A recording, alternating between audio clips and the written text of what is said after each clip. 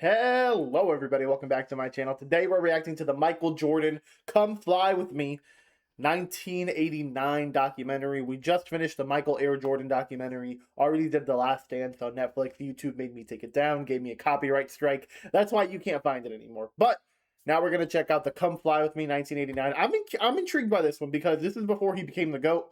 This is before he won all the championships. Kind of curious what this documentary is going to be about. Come Fly With Me makes me kind of think it's going to be about the shoes. You know what I'm saying? Like him flying through the air with the shoes. So let's check this puppy out. I'm excited for this one, man. Let's learn more about Michael Jeffrey Jordan and quit being a generic Gen Z kid who don't know squat.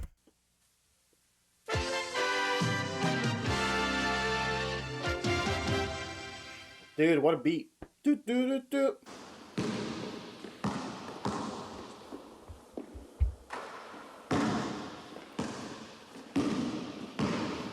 Okay. Got Jordan in the gym right now. I can never stop working hard. Each day I feel I have to improve. Hard work, determination. I've got to keep pushing myself. Dude, is this narrated by Michael Jordan himself? I love that. I remember when I was 5 years old, dunking in trash cans on my knees, waiting for that day I would be able to really do it. And then one day, it happened. I was in the 9th grade. 9? It was a JV game, and I was only 5'8". Now, in practice, I've never been able to get up that high. But the adrenaline was pumping, and I just took off. It all happened so fast. I wasn't quite sure what I'd done. You dunked at 5'8" as a freshman in high school? I have no excuse. I'm 5'9" and a half. And a half, by the way. Dang, man. Should I be able to dunk at my age? I'm a grown man, and I'm taller than he was when he dunked. But I don't got that vert. But you know, I just really love that feeling. Hi, my name is Michael Jordan. I want you to take a trip with me and discover the secrets that I've known for many years. That man was truly destined to fly. Ooh. I like how this started. Him in an empty gym, him narrating, him taking me on a journey. Come fly with me, come fly, let's fly away. A young man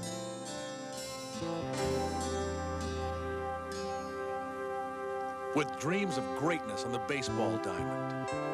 Yep. Possessing the burning desire that could get him there. These are visions of what might have been. But reality has never looked so good.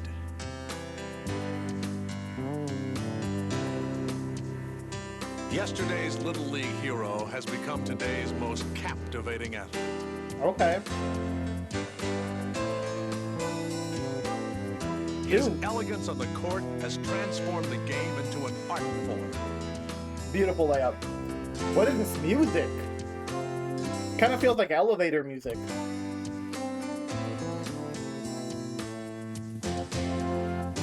A relentless competitor who fears no one. I He kind of like it. overwhelms the opposition. Dude, why did he look so tiny there? He looks so small. He's like going up to this guy's waistband. What? He Was that just a perspective thing? overwhelms the opposition, Oh, it's weird. patrolling the airways with a reckless abandon. He is an unyielding defender with uncanny instincts. Thriving in adversity, he will always find a way.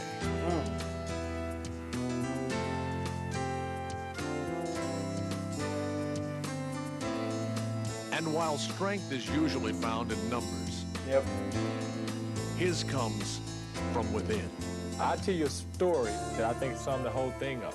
We was playing Chicago in Salt Lake. They switched and put John Stockton on it, and he turned around and dunked on Stockton. So some guy got up and almost followed him down the sideline and said, "Hey, Jordan, pick on somebody your own size." Next time down the floor, he dunked on Mel Turpin. And went over and looked at the guy and said, "Was he big enough?"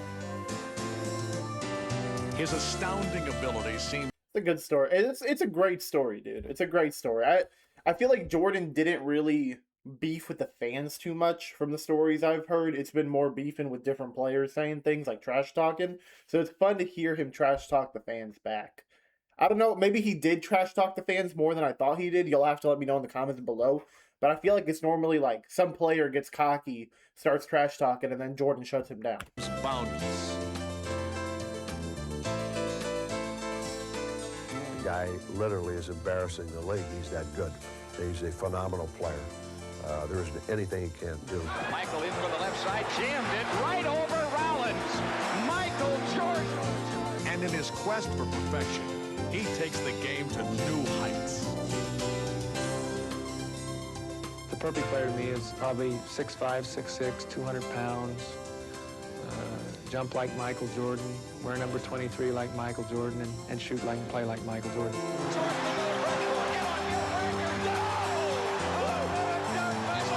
Off to the right. Jordan on the drive. Falls down underneath. Ball loose. McDaniel and it's stolen by Jordan. Michael's got it right away. This game is over. Pass to Michael Jordan. This spells trouble. Jordan, who has it on the break. Drive. This is really cool, man, because this is people talking about Michael like he's the greatest of all time. Again, before the championships. It's cool to get this perspective because I feel like the interviews I hear nowadays are people talking about him after the fact. Like, Jordan did this after he won all these championships. Now it's like, this is Jordan and our opinion of him before he won. And their opinion of him is just as high. All the way in. Oh, an unbelievable goal. He put it in and it counts. But greatness sometimes springs from humble beginnings. As a 5'11" sophomore, young Michael was noticeably absent from the varsity team. Yes, I'm the coach who cut Michael as a sophomore. We did it because we thought at the time it was the best thing for him and for our basketball program. He was still growing. He was a good ball player, but we didn't think he was good enough yet to really make the contribution on the varsity that we felt we needed. Dang. Determined to prove his coach wrong, Michael Hey, worked man. If you're bringing in that determination from him at a young age, you did a good job, coach. It might have been dumb in retro. Like, thinking back, like, wow, I can't believe I cut the greatest player of all time. But it did motivate him, so maybe it worked out. harder than ever, growing 4 inches and improving dramatically over the next 2 years. He would shatter all of Laney's scoring records while leading the Buccaneers to their first ever conference championship. The high school All-American chose the University of North Carolina, and academic advice was soon to follow. And I told him to go into math, and that's where the money was. Okay, who is that? Go into Okay, Janice, we see you. math, and that's where the money was. We see you, Janice. Which I think's hilarious. He probably does too. Concerned about Michael's future employment, Laney's principal wanted him to attend Air Force Academy is always a very excellent educational choice, and certainly the commitment to the armed forces would have given him employment after college. This one-man squadron would eventually form his own Air Force, Air Jordan. He would eventually form his own Air Force. It's hilarious, dude. Great quote from the doc already. Chapel Hill, home of the University of North Carolina, a school rich in basketball tradition. Initially, skepticism arose as to whether Michael could excel at the college level. Coming up in high school, I wasn't that known as a basketball player. I wasn't that known until I came to North Carolina, and no one in Wilmington thought I could really step in and play a lot of time. I mean, everyone felt I was going to go to North Carolina and sit on the bench for 4 years and then come back home and work at a local gas station or something. But Dang. no one anticipated That was their vision for you. Go to school for 4 years and then come work at a gas station. That's crazy. That's crazy. that fame would come so quickly. The time, 18. Shot, Jordan. Cold-blooded. In the 1982 championship game versus Georgetown, the freshman had delivered to Coach Smith his first national title. and a star was born. And a lot of people didn't know I existed until I got here. So when I hit that shot, I felt like I was different. You know, I won a national championship. I think the people started to recognize my talents more, and I started to get more publicity in that sense. So I think that shot really put me on the map, if you want to say. Michael's winning basket propelled him into the national spotlight, and a new aura of confidence was apparent to all. Michael really was improved considerably between his freshman and sophomore year.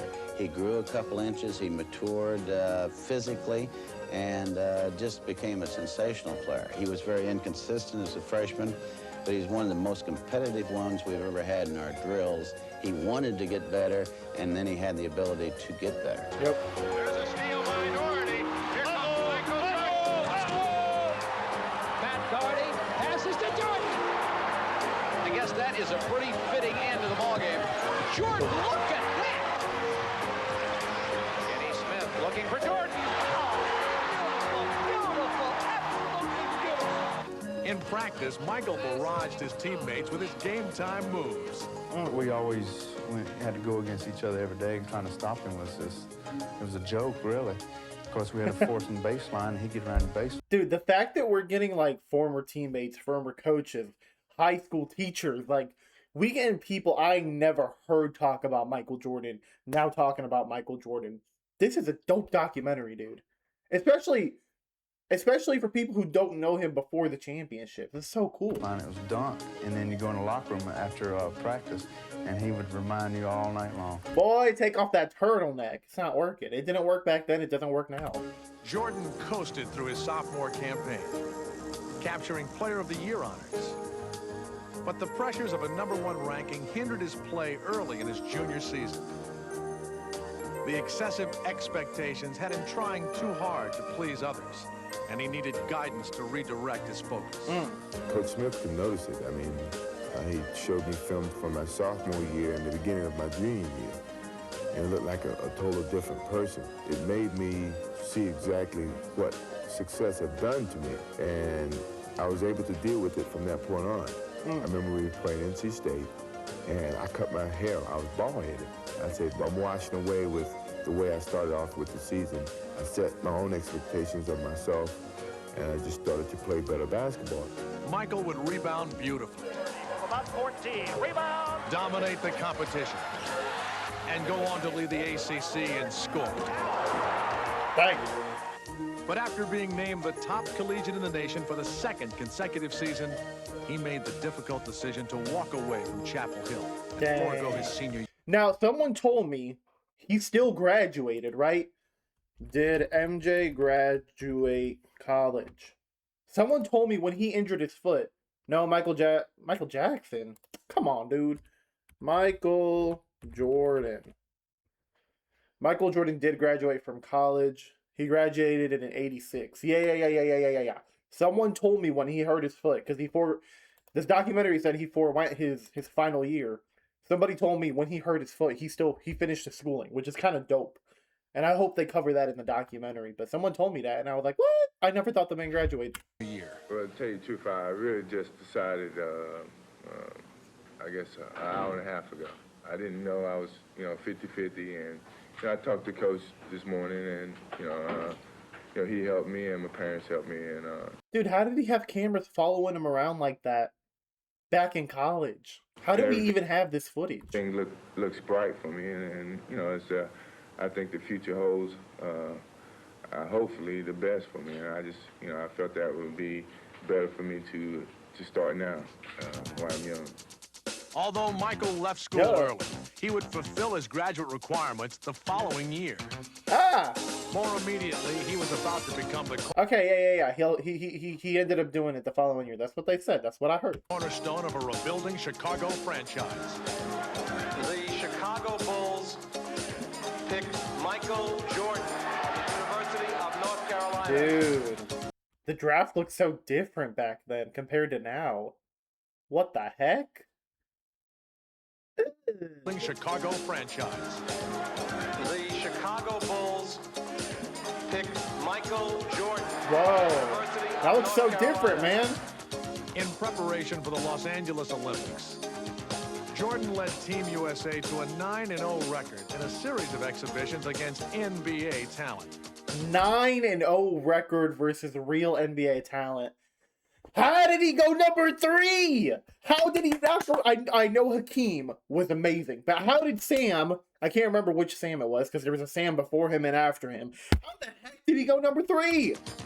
What I liked most about Mike was the fact that like everybody, he had some lapses in play and how hard he played, and yet all you had to do with him was go up and take him by the arm and say, Michael, you're not playing as well as you can play. And he just kind of look at you and grin and say, I know. And he'd go out and play harder, and he'd play better. And you put his willingness to compete with his athletic ability and his basketball skill, and that's why I simply have always said, since having had a chance to be around him, that he's just the best player I've ever seen play. Wow. I love hearing how coachable he is, especially at that age. I feel like a lot of players get cocky when they're that good, that young. But the fact that he's like, yeah, I know I'm not doing as well as I could. Let me do better. Like, every young player, every young cocky player needs to learn from him. Named team co-captain by Bobby Knight, Michael made it clear he would have no problems with the fiery coach. And he wants best for his players, and, you know, really that's somewhat similar to Coach Smith, except for the language, but, you know, I can get up with that.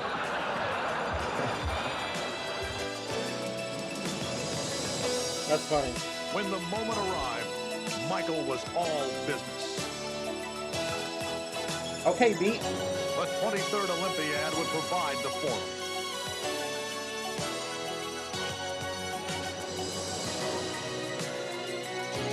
They are superhero The music. gold medal was paramount. And playing against the rest of the basketball world, Michael would tower above the competition. The United States had a team deep in talent, but Jordan would emerge as the undisputable driving force. With Michael leading the team in scoring, the Olympic squad routed the opposition by an average margin of 33 points and moved to a stellar 8-0 record. Dang. The gold medal game versus Spain was no different.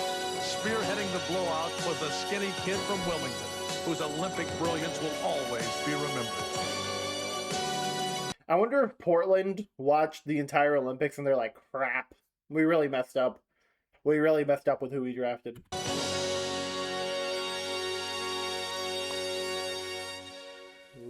That was a special moment for me because I guess I can go back to his childhood days, and he always said to me, one day I'll be Olympian, and I said, yeah, sure. And then to win the gold medal, I mean, it was so thrilling. It was one of my special moments, and I always remember when he put it around my neck. That was a special bond that I guess will be with me in memories that no one would take away from me. Bro, stop. That's too sweet. He put his gold medal around his mama, and he told her since he was a kid that he would get a gold medal. Dude, what a great documentary so far. As I said, it's cool to hear more from like his high school coaches, college teammates, his high school math teacher who told him to go into math, because that's where the real money is. Nope. Real money's in shoes, math teacher. Now you know. Dang, man. Good stuff.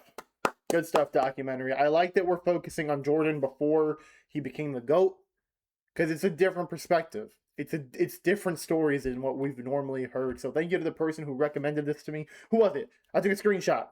They recommended like 3 different documents. Sports Talk 23. Big shout out to Sports Talk 23. I hope y'all have a great day, night, whatever time of day it is for you. I'll catch you guys on the next one. Doses.